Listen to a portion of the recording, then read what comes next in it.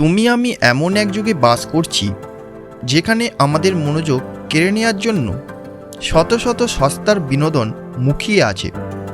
তোমার পকেটে থাকা ফোনটা থেকে শুরু করে মাথার ভেতরে চলা আগামী দিনের চিন্তা ভাবনা সব কিছুই আমাদের লক্ষ্য থেকে দূরে সরিয়ে দিচ্ছে। তুমি কি জানো কেন তুমি সফল হতে পারছো না?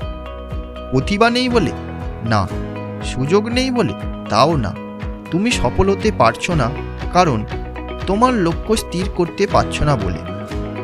আজ আমরা জানব ফোকাসের নেশা, যে নেশা ধরলে জীবন বদলাতে বাধ্য। ফোকাস মানে নির্দিষ্ট কোনো একটি কাজ নয়। ফোকাস মানে হলো হাজার কাজ তোমার কাছে থাকার সত্ত্বেও যে কাজটা তোমার কাছে অপ্রয়োজনীয় সেটা ত্যাগ করা। সূর্যরশ্মি যখন ছড়িয়ে থাকে তখন সে কাউকে পোড়াতে পারে না, কিন্তু যখন একটা লেন্সের মাধ্যমে সেই রশ্মিকে এক বিন্দুতে আনা হয় তখন পাথরকেও ছাই করে দেয়। তেমনই ধরো, তুমি একটা মধ্যবিত্ত পরিবারের ছেলে, তোমার একটা কাজের সুযোগ এসেছে ইন্টারভিউ দেবার। তুমি যেখানে উপস্থিত হলে সেখানে দেখলে অনেকেই বিত্তশালী পরিবারের ছেলেরা আছে। তুমি তাদের দেখে ঘাবড়ে যাবে না, মনের মধ্যে শক্তি আনবে, লক্ষ্য স্থির রাখবে, পরীক্ষককে সাহস করে যথাযথ উত্তর দেবে।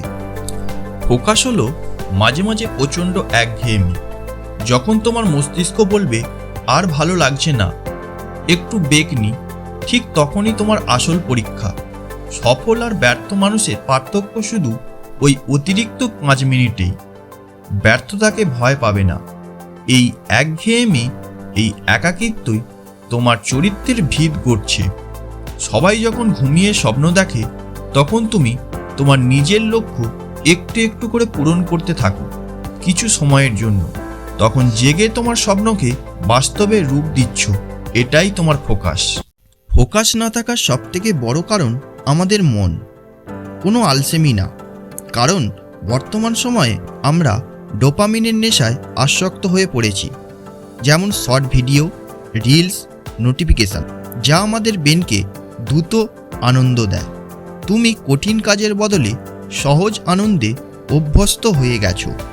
মনে রাখবে, সিংহ যখন শিকার করে তখন তার চারপাশে শত শত হরিণ থাকলেও সে শুধু একটাকেই টার্গেট করে। বাকিরা পালাচ্ছে কি তাতে সিংহের কিছু যায় আসে না। তাই তোমার ফোকাস সিংহের মতো হওয়া উচিত। বাস্তবে সহজ আনন্দই ভবিষ্যতে কঠিন সময় হয়ে দাঁড়ায়, আর কঠিন পরিশ্রমই একদিন তোমায় সহজ ভবিষ্যৎ গড়ে তুলতে সাহায্য করবে। ফোকাসের নেশা কিভাবে ধরবে? প্রথমে 30 মিনিট টাইমার দাও। এইভাবে শুরু করো। নিজের কাজে মনোযোগ বাড়াও, মোবাইল সাইলেন্ট মুড করো, কোনো অযথা নোটিফিকেশান চেক না। প্রথম শুরুতে বেশ কষ্ট হবে। মনকে নিজের নিয়ন্ত্রণে নাও। নিজেকে প্রশ্ন করো, আজ যা করছো তা কি তোমার লক্ষ্যে পৌঁছাতে সাহায্য করবে? ভিড়ের অংশ হতে যাবে না। একা চলতে শেখো, কারণ শ্রেষ্ঠ কাজগুলোই একাকিত্বের জন্ম নেয়। কাজকে যুদ্ধ ভাবো। প্রতিদিন সকালে ঘুম থেকে তাড়াতাড়ি ওঠো। নিজেকে বলো, আজ আমি জিততে নামছি। যারা জীবনে বড় হয়েছে তারা ট্যালেন্ট দিয়ে না, নিজেদের ফোকাস ধরে রেখে নিজেকে জয়ী করেছেন।